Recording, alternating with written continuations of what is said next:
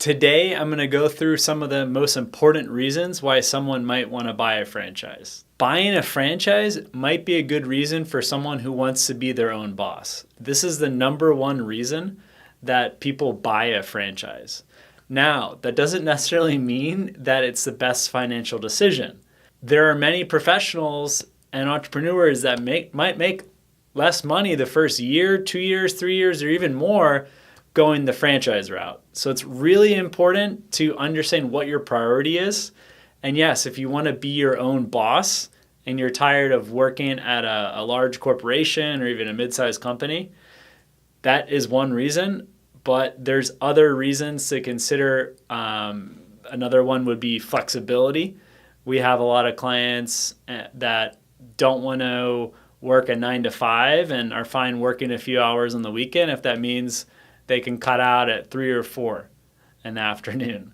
That being said, the flexibility generally comes with time. And we strongly suggest if you're opening up a franchise to work as many hours as possible. That's 40, 50, 60 hours a week until the business is stabilized. And then you can have that flexibility and be your own boss.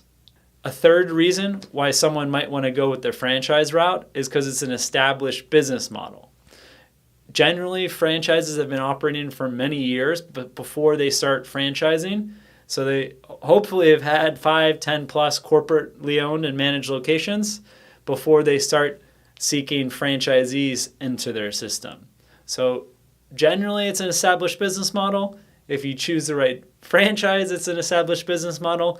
And you can see all the franchise metrics, the founding year, how many franchise locations there are, how many corporate locations there are on our portal, www.vettedbiz.com.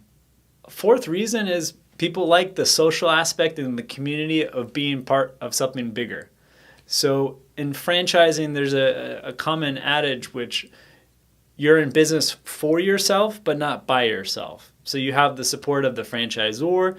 You have a community of franchisees that you can reach out to when times are good for praise, when times are bad as well. And that can be a great support mechanism where you might want to change payroll providers or you're seeking a new bookkeeper. And it's not just you alone going through these decisions as being a business owner, but you have a network of 10, 20, hundreds of other franchisees to bounce ideas off of and have best practices.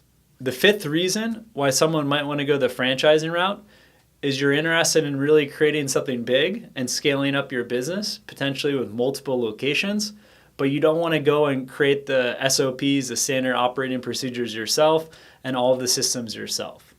So the franchise should already be operating for years and have fine-tuned a lot of the day-to-day operations of the business. So you don't have to start from zero, and you can piggyback off of the hard work of other franchisees and the franchisors.